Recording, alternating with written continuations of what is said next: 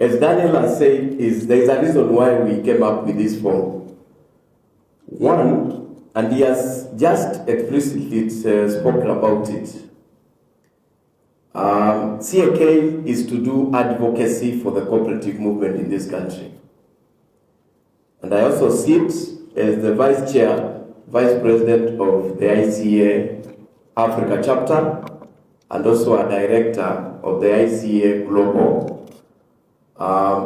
And there is a lot of interest, as Marube says, in terms of everybody wants to partake what you people have built.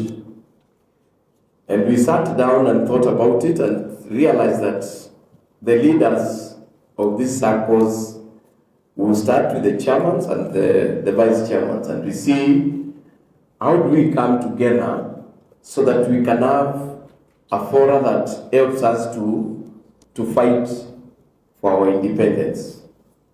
If you know very well, if you remember the cooperative bill, there was a very strategic way that people wanted to sneak in something. It may be good when we speak about governance, but the motive of it was not what all of us thought. And as leaders in CAK, as we continue to fight for the movement, we realize that alone, as CAK, me and Marube and my team here, it is not easy. It is not easy. As we talk, still the bill went to Parliament, it went to Senate, it is back now to mediation. As we were doing that, the Civil Societies Act also came into play. And I think they are doing public participation.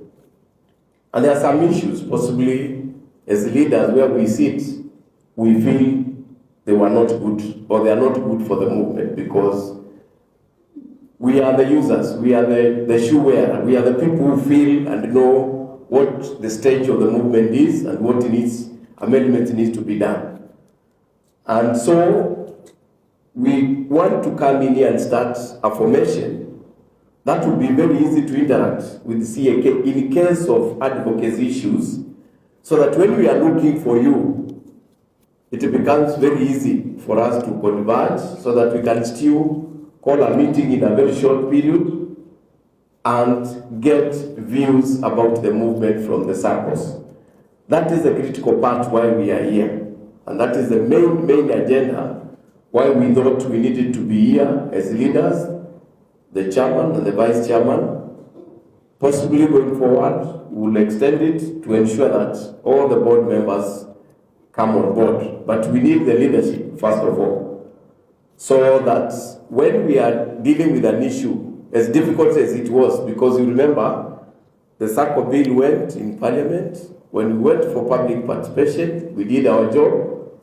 But finally, before it went to the final signing, it had something which we never discussed. So when it got to Senate, then that is the time we were able to work on it. And I'm sure at the stage where it is now, every leader here will be happy with what we have been able to manage. But as I've said, it was not easy, and we thought as leaders it's good we be together. And as Marube has said, so that we come up with a committee or a board or whichever form as leaders we are going to recommend, which will be very easy for us. For example, if something is sneaked in before we have time to discuss, how do we deal with that? Because we can see there are so many things coming in, and you remember our budget is for the year. So if something comes in, how do we deal with it? Your institution, we are waiting for that bill. We see whether we can have enough funds to deal with such emergencies, but the views, we need directions and also advice from each and every leader in the movement, because we cannot assume that circles across the country that we know what they are looking for. So that is why we thought it would be very easy, and it would be good for us to meet here today and tomorrow, so that then we can agree. After that, after we agree, then we'll see the way forward. So mine is to welcome you and tell you thank you for finding time to come for this important session. It actually reflects on our leadership and the institutions that we lead to ensure that they are safe, that people don't sit down and start hearing that police DT is getting to 100 billion, and then they start asking, how are we going to do business with police DT? There are so many issues that when we sit at the table of negotiation, where you sit, you may not understand what those people are looking for. They are looking at that cake, because you take maybe roughly the 10 biggest circles in this country. What is the asset base? We're almost getting to that 800 billion. So they're asking ourselves, how can we be able to partake on that business? And how do they want to come in? They have to change. Because I will tell you for sure, maybe some of us never looked at the issue of term limit. That means you are not going to have a strong leadership in that cooperative.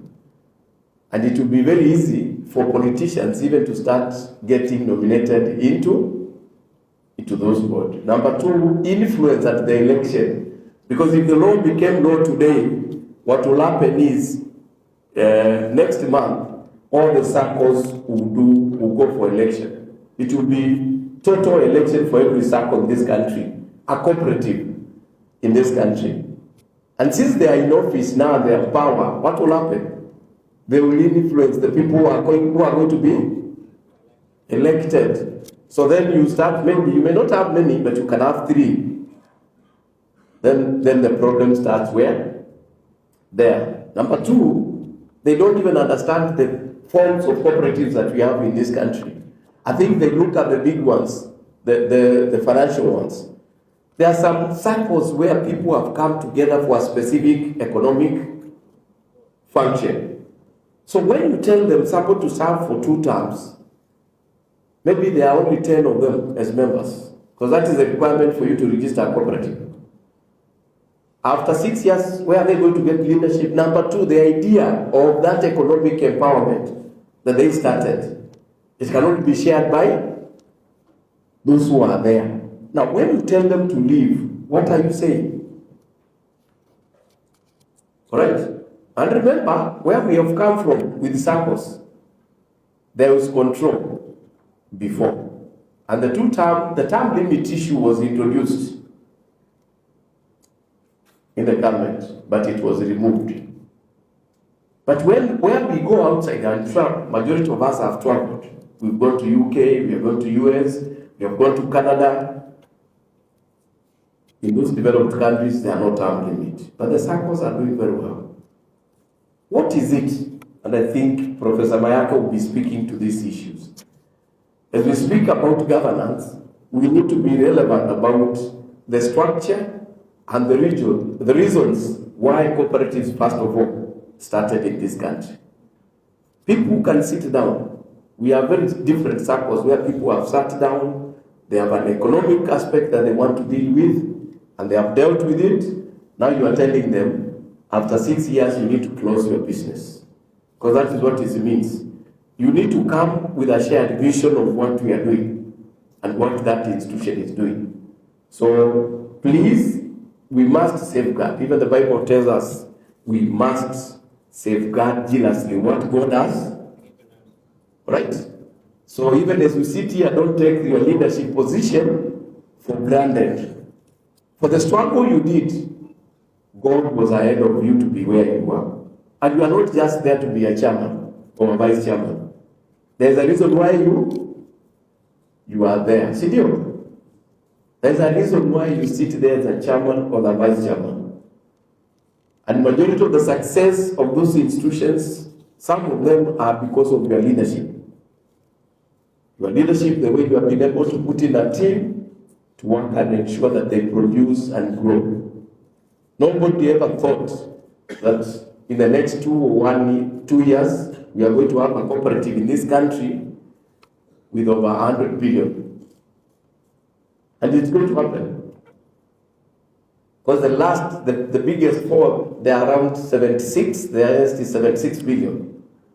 And if you look at the growth, it's almost averaging on 10 billion. So in the next 3 years, we are going to be there. If we don't build this governance and also know how the structure can be destroyed, that we have built over time, then it is not good. And we say there's a leadership in CAK that we need to come together. We work together so that we also safeguard. Because if today they are looking for Mwalimu National, there's the biggest circle in this country in terms of what they do. How can we get in? How can we partake on what they are doing? Even the small circle. And I'm sure some circles are big in counties. And even the leadership in the counties are getting scared because of the size of the circle you are controlling. Because if you are controlling a circle with over 12 billion, I don't think whether in this country there is a county which gets from government more than 9 or 10 billion. So then you are controlling, you have a big economic empowerment than the leadership at that county. So let's get, and let's, a leader is somebody who can know where the challenges are coming in and where the danger comes in.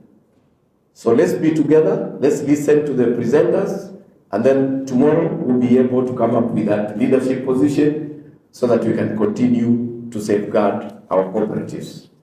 Let me invite Professor Charles Mayaka to come and start us off.